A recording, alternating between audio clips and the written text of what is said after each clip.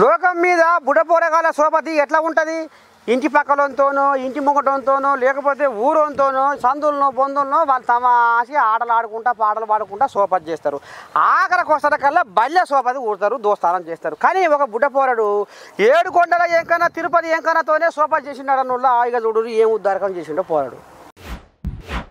అబ్బా అబ్బా అబ్బా అబ్బా అబ్బా అబ్బా నేటి తరం పొరగాలు చల్లగుండగానులా ఈ కాలం తీరు కావచ్చునా లేకపోతే ఈ నడవంతర బుద్ధులతో కావచ్చునా? అబ్బా ఈ పాడైపోను బుడ్డ పొరగాల్లో కూడా మందలు ఇచ్చే వశం లేదుల్లా భూమి మీద.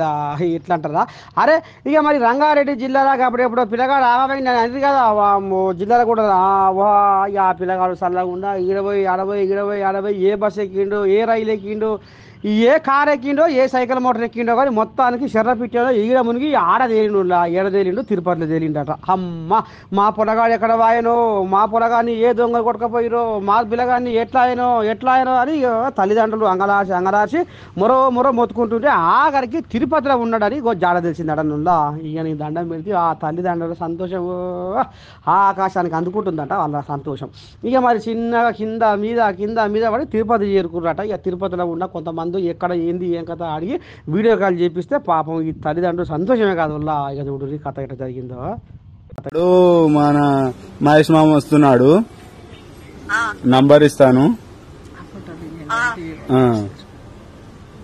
మర్చంగా ఉండు. సరే ఇంతకుముందు ఫోన్ చేయబుద్ది కాలే నీకు? మామూలు అయితే మామ అంటావు, ఇప్పుడైతే మామ గుర్తురాలే.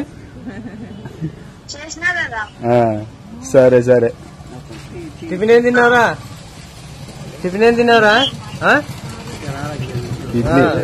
మీకు ఎప్పుడు తెలిసింది బాబు దొరికిందని చెప్పి?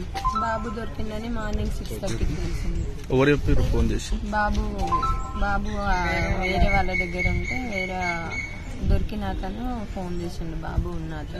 మాట్లాడారా మీరు బాబుతోటి? బాబుతో మాట్లాడినా మార్నింగ్. మమ్మీ నేను ఇక్కడ ఉన్నా, మమ్మీ సేఫ్ గానే ఉన్నాను ఫోన్ చేసిండు.